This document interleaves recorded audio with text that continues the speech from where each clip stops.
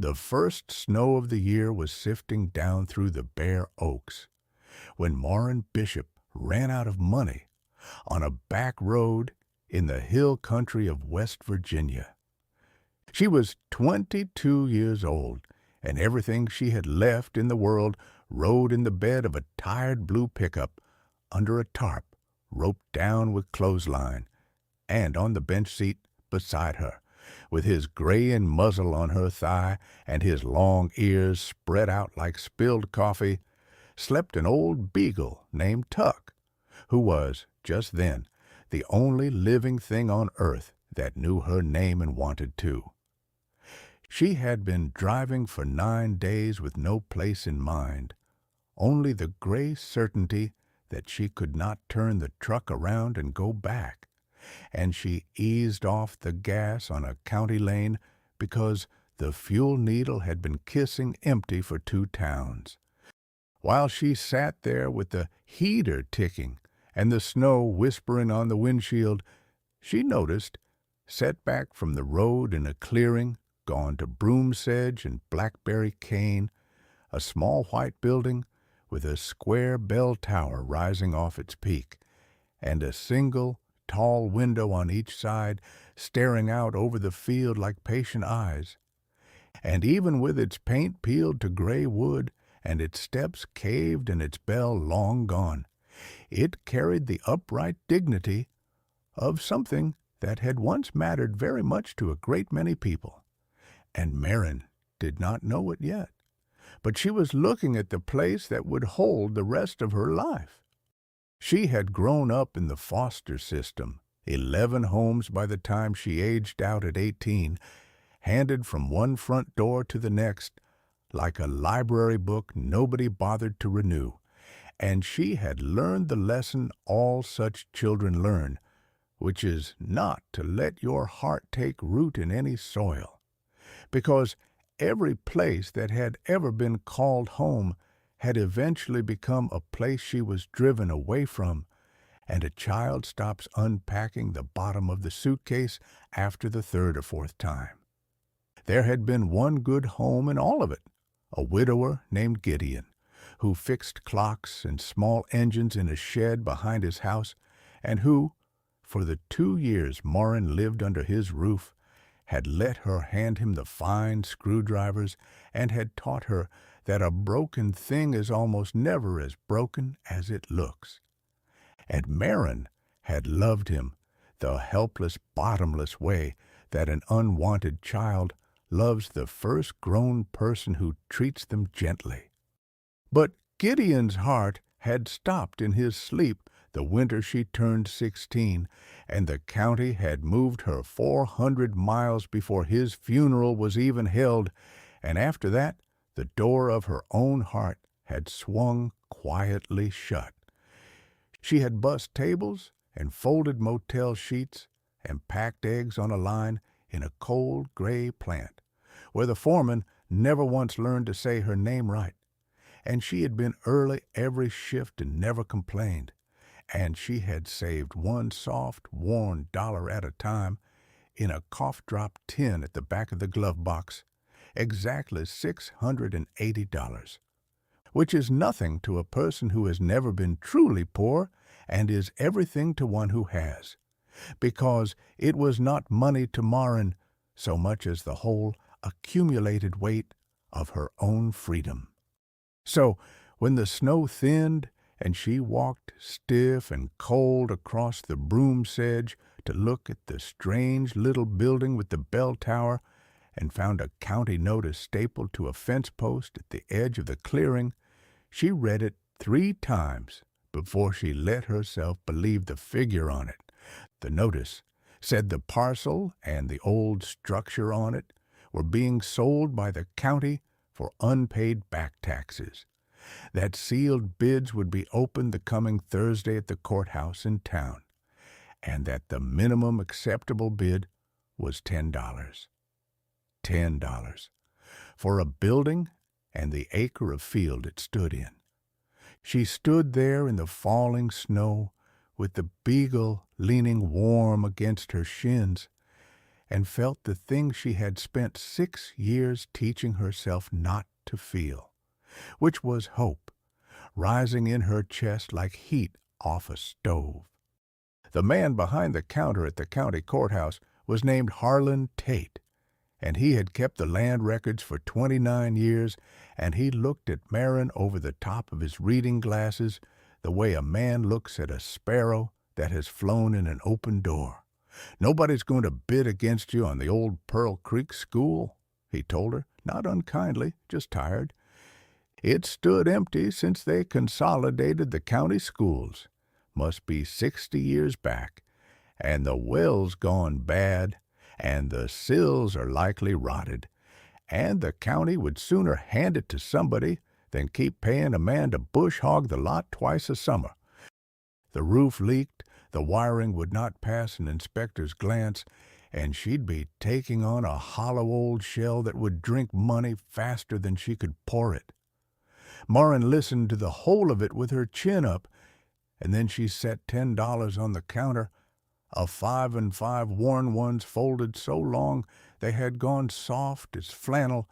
and said she would like to enter a bid. Harlan Tate looked at the money,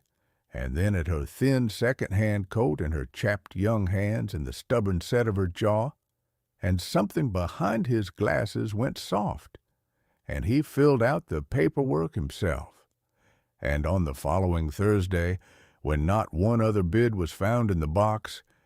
the old Pearl Creek Schoolhouse on the Sago Road passed into the lawful ownership of Marin Bishop for the sum of $10 American. She drove out that same gray afternoon, hardly able to credit that the folded deed in the glove box belonged to her. Then she lifted Tuck down out of the cab, and the old Beagle put his nose to the cold ground and led her up the broken steps, and she pushed the swollen door open on its one good hinge and stepped inside in the failing light to learn what it was she had bought.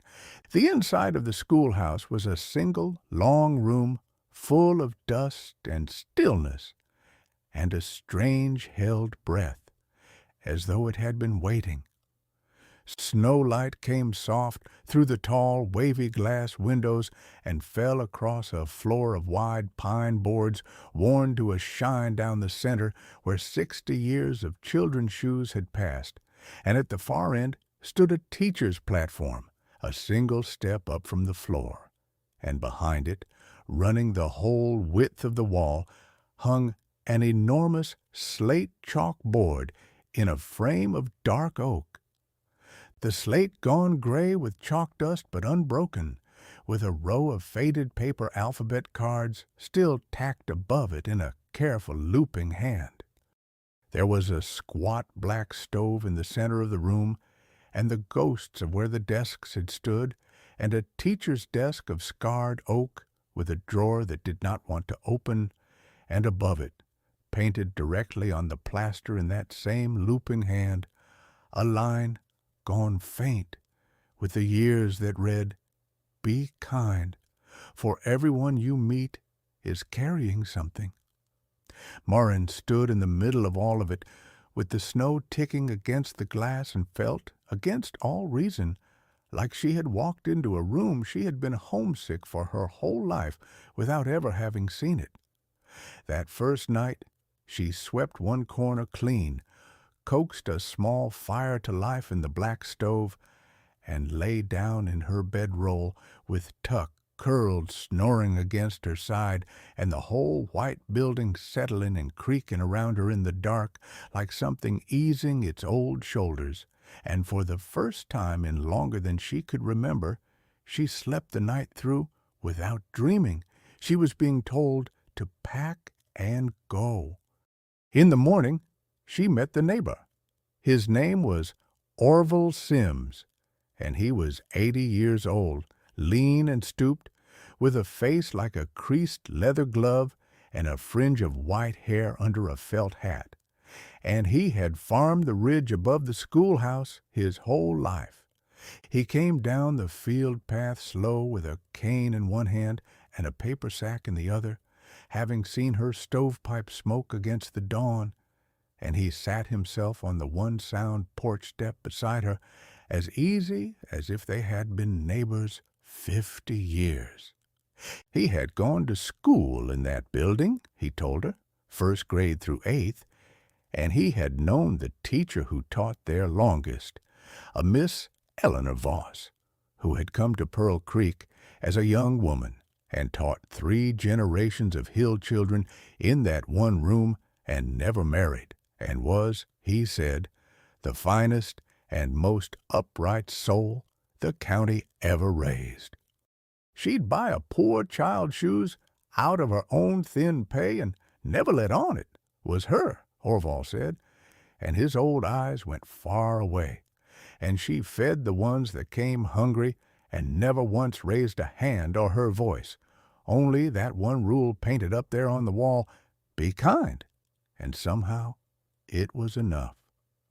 When she passed, he went on, there was no family to claim a thing, for she'd outlived all her people, and the talk in those years was that Miss Voss had died with nothing to her name, which never did sit right with the ones of us that remembered how careful she was her whole long life.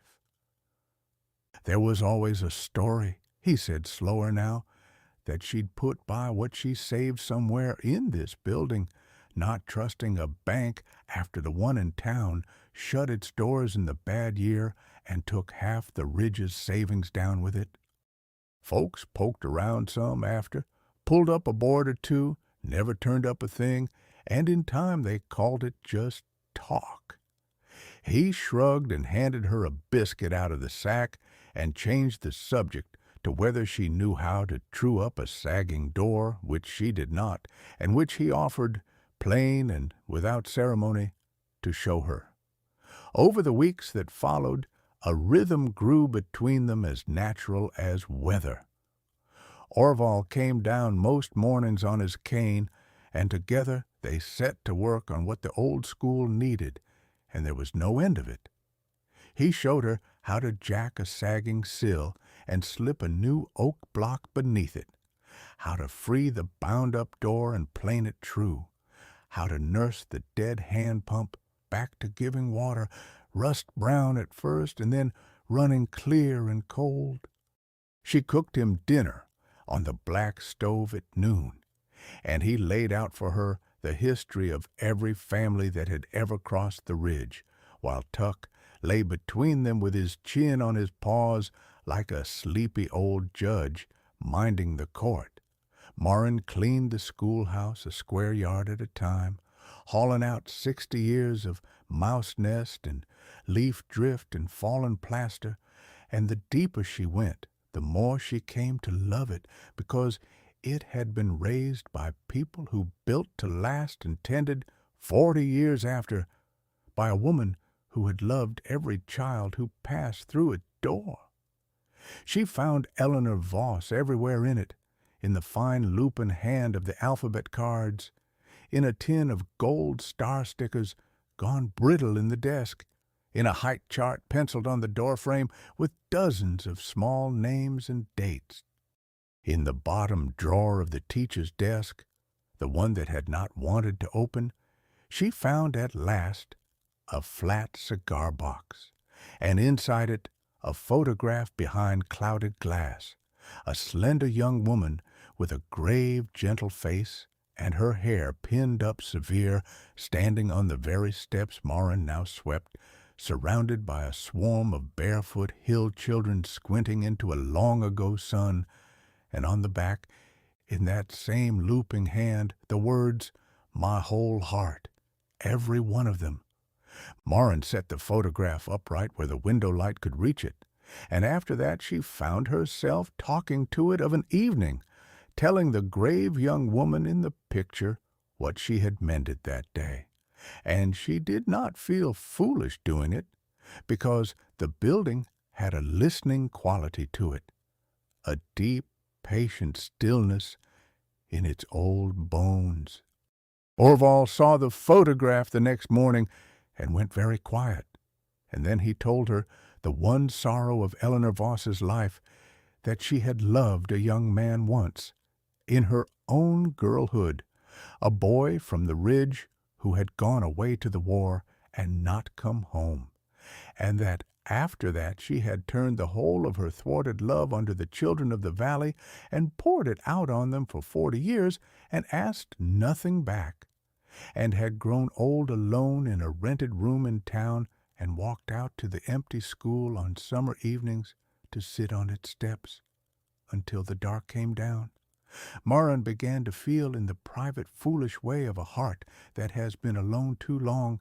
that Eleanor Voss had somehow kept the schoolhouse standing through 60 hollow years for the express purpose of one day keeping her. Then the silver car came down the Sago Road on a bright, cold morning near the end of November, rolling slow over the ruts as though its driver feared for the undercarriage. And out of it stepped a man near 50 in a quilted vest and pressed trousers, with a careful white smile and a leather portfolio tucked beneath his arm. His name, he said, was Dwight Pruitt, and he represented a group putting together acreage along the Sago Road for a hunting and recreation development, and he had been authorized to make her a very generous offer for the parcel as it stood, no inspection needed. He named a figure. It was $35,000. Marin stood on the mended steps of the schoolhouse she had bought for $10 and watched this smiling man hold out a number that would have buckled her knees a single season ago, and to her own quiet wonder, she felt nothing but the building behind her, which had begun somewhere in those weeks, to feel like the only family the world had ever let her hold on to. She told Dwight Pruitt that the old school was not for sale. His smile held, but his eyes went flat and cool as creek ice, and he said that was a real shame, and that offers like his had a way of shrinking and not growing, and that an old shell like this one was just one county inspection away from being condemned outright. And wasn't it fortunate how eager the county had gotten lately to help folks clear off hazards? Then he folded himself back into his clean silver car and rolled away slow, and Marin stood a long cold while in the broom sedge, understanding that she had made herself an enemy, and not yet understanding why any man would press so hard for a hollow old schoolhouse nobody had wanted in 60 years. It was Tuck who found it. The old Beagle had spent his weeks in the building, nose down over every board and corner, but he came back again and again to one place, the teacher's platform at the foot of the great slate chalkboard. He would stand there with his nose pressed into the seam where the riser met the wall behind the chalkboard frame, and he would scratch at it and bay, that long, mournful Beagle note, low and certain, his whole body trembling with it, until Marin came with the lantern to see what had the old dog so worked up. There was nothing there that she could see,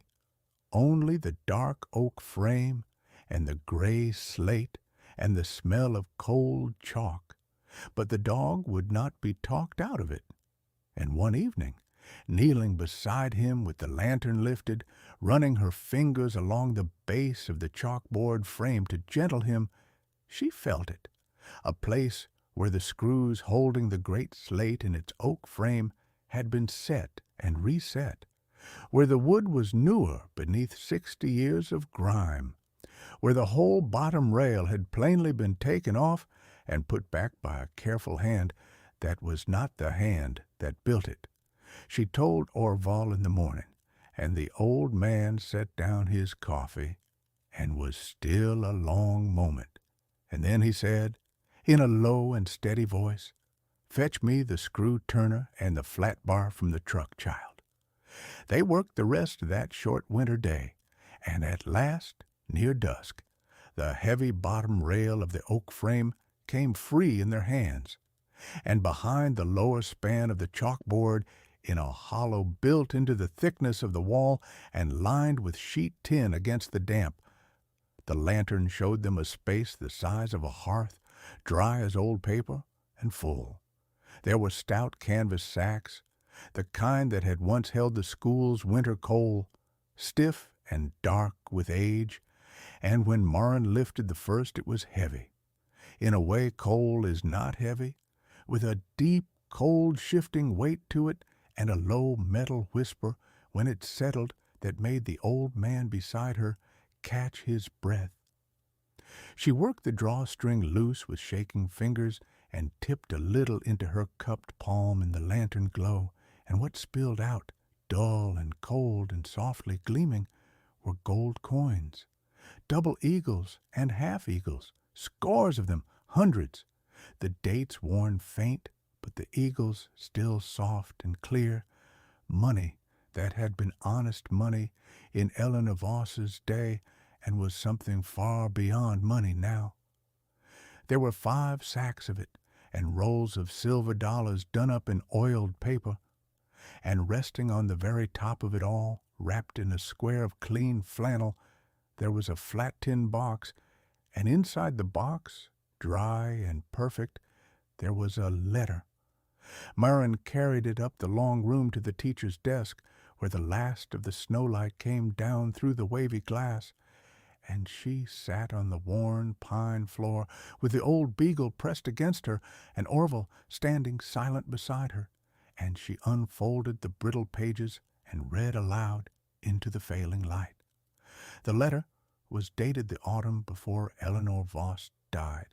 written in that fine looping hand grown a little tremulous with age, and it began, "To whoever finds this, whom I pray is a soul in want." It said that Eleanor Voss had not trusted a bank since the day the bank in town locked its doors and took the Ridge's hard savings down into the dark with it, her own small dowry among them,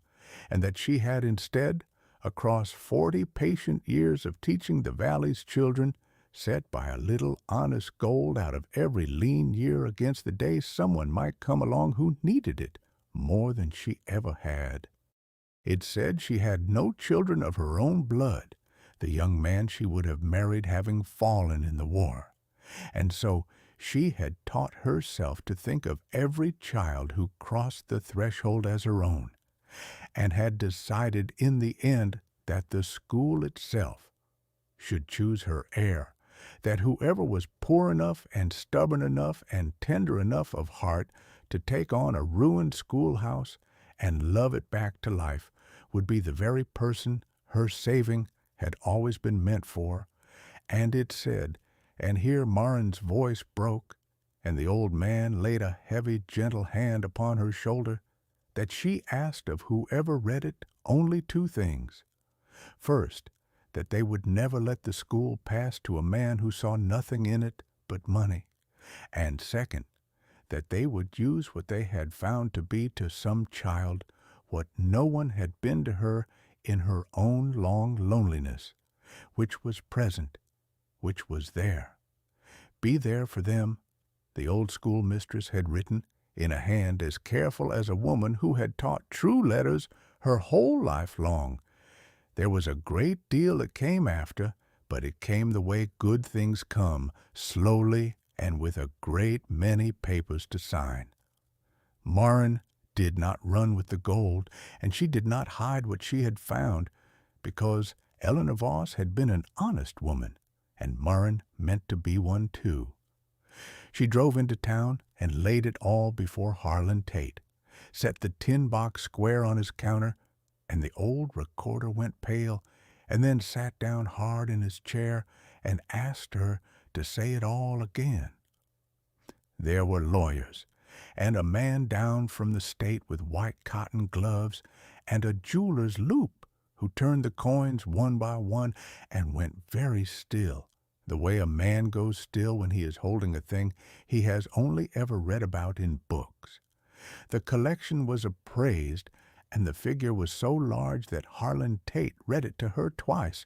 and still she could not make it sit in her head, because The gold was not only gold, but rare gold, certain dates and mints that collectors had hunted the better part of a century, and because Eleanor Voss had left a letter plainly stating her intent, and because Marin had bought the schoolhouse free and clear with honest money at a lawful county sale. The law came down on the side that what the school had hidden belonged by right to the woman the school had chosen. Dwight Pruitt's development group, it came out in time, had known all along the same ridge legend Orville had told her, the story that old Miss Voss had died with a fortune folded into her walls, and they had been quietly buying up the Sago Road, not for the hunting at all, but on the long-shot gambler's hope of that hidden gold. When the find went into the public record, their interest melted away like frost off the field, and the clean silver car never came down the Sago Road again. Marin spent the first of the money the way the letter had asked her to. She did not buy herself a fine house or a new truck or any of the things a poor young woman is told she ought to dream of, because she had only ever truly wanted one thing, a place to belong and people to belong to, and she had already found both for $10. Instead, she put the schoolhouse right. She hired the valley's own people, Orval's grandsons, and the men laid off when the eggplant cut its line, and paid them fair and on time, and fed them at noon off the black stove, because she had decided that if money was going to pass through her hands, it would move out into the valley like creek water and not lie cold and dead behind any wall. Under those hands the rotted sills were lifted out and replaced with seasoned oak, cut from the ridge's own timber. The roof was made whole and tight, and a true bronze bell was hung once more in the empty tower, cast new to the dimensions of the old one that Orval still carried in his memory. It was slow, honest work, the kind that mends the people doing it as surely as the thing they build, and Morin watched those laid-off men stand a little straighter week by week as the old school came back to life beneath their hands, and she understood that Eleanor Voss's gold had begun to do the very thing she had hidden it to do long before a coin of it was spent on anything past their wages. The day came on a bright morning the following spring, when the last board was set and the new bell hung true in the tower, and a crowd gathered in the field in the soft green air, and Marin took the new bell rope in her two hands and pulled, and the bronze voice rang out clear and round over the ridge for the first time in 60 years, and rolled down the hollows, and more than one gray-headed farmer who had run barefoot to that bell as a boy stood in the broom sedge with his hat against his chest and wept to hear it. But Marin did more than ring a bell. She remembered the second thing the schoolmistress had asked of her, to be present, to be to some child what no one had been to Eleanor Voss in all her years alone, and she understood that the woman had never meant the gold at all, but the school itself and the open door of it. So she made the Pearl Creek School what it had always in its heart been, the warm center of the ridge, with a table down its middle and the black stove always going, and a pot of cocoa on it through the cold months, and she let it be quietly known that any child in the county who needed a still place to do their lessons, or a hot supper, or only a grown person who would sit and listen, could find all three at the old school on the Sago Road. She set up, with the rest of the money, a quiet fund through the county that carried no one's name, that paid the back taxes of old families about to lose the ground their people had always worked, and that bought winter coats and proper-fitting boots for the foster children in the counties all around, because she of all people knew the exact size of that cold and the particular burning shame of a child walking into a strange new school in shoes that did not fit. She made it her own quiet work that fewer children in those green hills would ever have to learn the lesson she had learned too young, which was not to unpack the bottom of the suitcase. Some of the children she helped never knew where the help had come from, and that was just exactly the way Marin wanted it, because Eleanor Voss had asked her to be present, not to be thanked. The photograph of the grave young schoolmistress on the steps among her barefoot children Marin kept always on the desk by the door, and when a small child asked who that was, she told the whole true story. The boy who did not come home from the war and the 40 years of love poured out on other people's children, and the careful, honest woman who had set by her gold so a stranger in need might one day find it. And the children listened the way children listen to the things they will carry their whole lives. She never married rich and never grew the least bit grand. She grew old in that schoolhouse, with the new bell marking the hours, and a long line of gray-muzzled beagles descended from tuck, keeping their watch beneath the teacher's platform. And the children of the ridge grew up calling her by her first name and bringing their own little ones to the warm table down the middle of the room, and on the wall above that table, framed behind glass beside the faint old painted line that read, "Be kind, for everyone you meet is carrying something," she hung Eleanor Voss's letter so that every child who ever bent over a school book there could look up and read, in a fine looping hand, a century old, the only inheritance that had ever truly counted, that the measure of a life is not what you fold away into the walls, but what you give out through the open door, and that the surest way never to be poor again is to be, for some child who has no one, simply and faithfully there. Orval Sims lived to see the whole of it, the bell ringing and the table full of children, and he died at 86 in the soft spring of his last year, in a chair on the mended porch, with the sun on his face, and Marin holding one of his hands, and an old beagle leaning warm against his boots. A man who had run barefoot to that schoolhouse bell as a boy, and had lived long enough to carry the honest old teacher's last wish all the way home. And Marin Bishop, who had once owned nothing in all the world but $600 in a cough-drop tin and an old beagle off a back road, who had run out of money in the falling snow with no place left to turn the truck around to, lived out a long and brimming life as the keeper of a schoolhouse she had bought for $10, rich in the only way the old teacher had ever cared about, which was rich in people, rich in mornings, rich in the small, bright clamor of children's voices in a building that had stood, patient and dry and full of honest gold, through 60 empty winters, waiting for exactly the right, poor and stubborn and tender-hearted soul to run out of road at its door, and find there the home and the family she had been searching for the whole of her young life. The bell still rings out over the ridge. The door is still standing open,